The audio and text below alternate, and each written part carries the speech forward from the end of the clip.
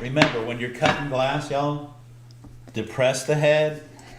And if you need to use your grousers, remember, take your index finger knuckle, put underneath, and pull down and away. Remember, down and away. And that, guys, is 8 pounds of pressure, not 14 or 20, but 8. So we're going to take our fid and put it right there like this, and we're going to push down. And the back end of your fid can be used for breaking your glass. Now, I've got my silver snip here. Y'all, there's a reason that there's an angle on the back of your glass cutter. That's so, now I'm going to hold it at the angle that I hold it at. So this would be 90 degrees straight up and down, and I've seen people cut glass like that, and there's nothing wrong with it. It's the way you're taught, it's the way you're comfortable, and that's fine. I cut with my cutter at about 40 degrees, which is about right there, okay? 40 degrees. 90, half of that, 45, probably 40 degrees is where I hold it. So that angle right there allows you to move your cutter at the angle that it's comfortable in your hand. That's what that is. And on the silver snit cutter, the screw, just like on the TC cutter, is on the angle side of the cutter head. Now, I will say this cutter head doesn't interchange with the 5000, and the 5000 cutter head doesn't interchange with the 4000. So just keep that in mind. And I mean, there's a lot of discussion out there about how to hold your cutter. I'm not going to tell you mine's the right way or the wrong way, but I'm going to tell you that it works. And when I come off of the glass, I don't have any trouble with my glass breaking, and it is at a perfect angle. So this is the angle. Let me do this. This is the angle that I hold my cutter at. Now, do you see where that angle is on the glass? Do you see it? Let me hold it up to the top. There you go. This is the angle that I hold my cutter at, right there. And you see that angle right there? If I had that right there, I couldn't hold my angle on it without lifting the wheel up. Amber with a green and red, and it's a LL. You can look it up on the Wismax website. They make one glass that looks like this. It's red and green on amber, and it's got a LL behind it. Cutting a granite texture or any other texture, make sure that you cut it on the opposite side of it. If you want the texture to show on the upside of your window, remember to turn your pattern over so that the number is down rather than up. And keep in mind, you don't have to change anything, okay? You don't have to change anything with your score, simply because the glass is only textured on one side and there's nothing different about it. It's a mat that they roll it on. This is a very dense glass, okay? And you didn't hear the score, I'm sorry. This is a very dense glass.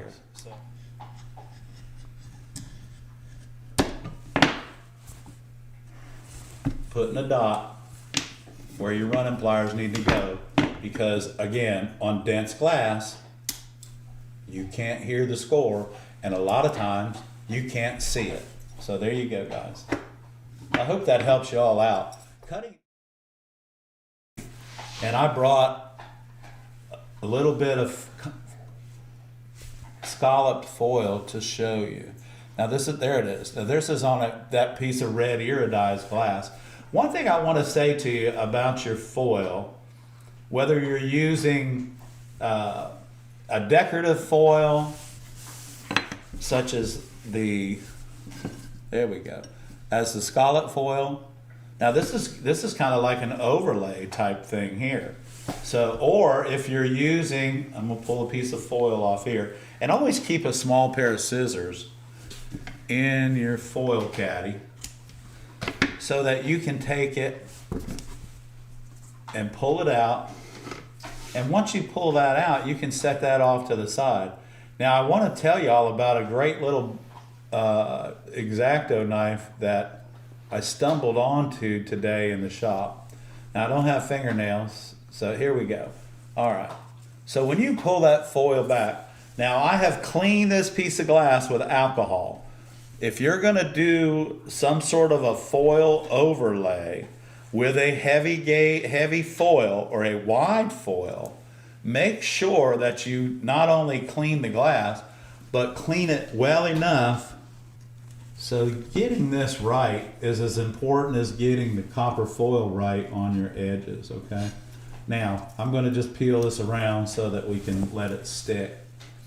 So I've seen a lot of photographs online, of course, of people that are having their foil, but they're having trouble with their solder because it's all bumpy and everything, and they wanted to know why.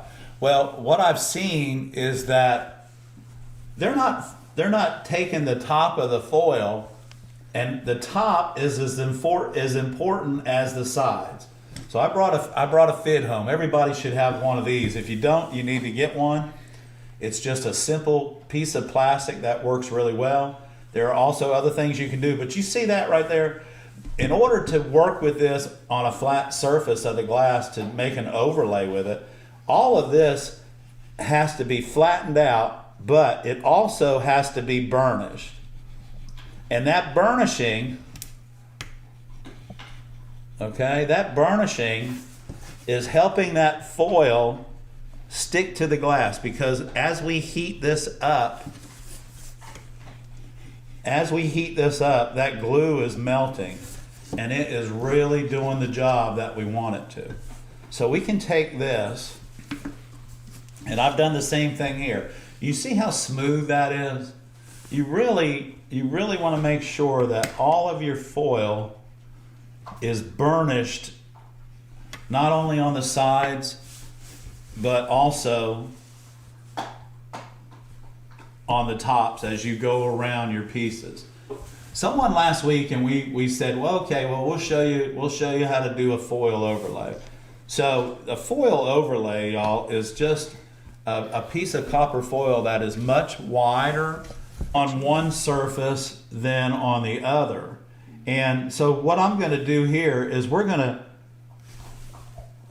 before I get started, remember, when you solder this, you got to do it quick, because the more heat you apply to it, the glue is going to pop up. But what I want to do is show you how we can do something totally different with our work.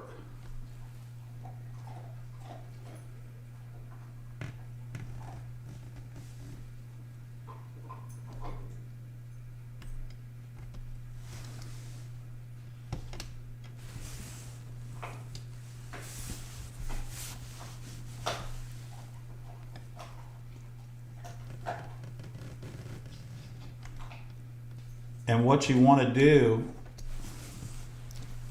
is you can come down and use this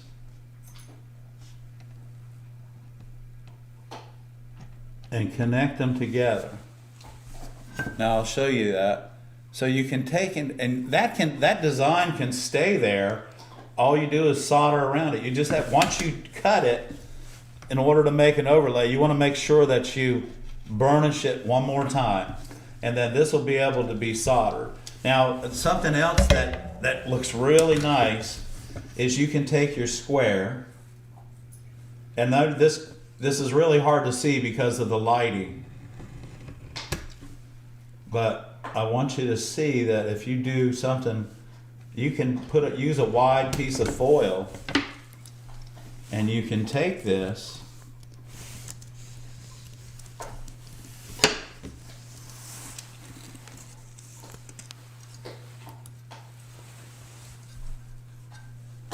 just like that. There you go. So you can take that and do that. And you don't even have to do anything if you just use the scallop foil. The scallop foil is overall a little bit fatter than 1/4 of an inch, not much. But it works fine when I didn't put this on the edge because I wanted you to see the full foil width, but this works good. You can put it around the edge. And so this is an overlay, okay? This is 3/8 foil. It's wrapped on the side, on the back side, and I still had room to cut the center of a tree branch out of it, and there you go. Now that you guys can see this, right? It's an iridized, it's a bullseye, and the color on the background of this and the light is a really rich purple. It's a grape purple. This is a beautiful glass. So when you have a piece of glass like this, and you just want, you just want that nice little,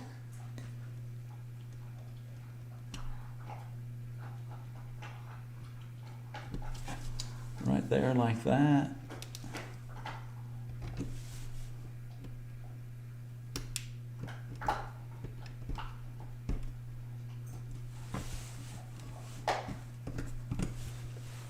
It's great on cutting copper foil. Can't remember where I got that, but I'll look and see. And I was really excited to find it. And then when I did a little experiment at the shop today, I found out that it's just really a nice way to do overlays. So you can take this, and then once you solder this, all that's going to be open, all that iridescence is going to show, and then when you patina it, it's going to pop.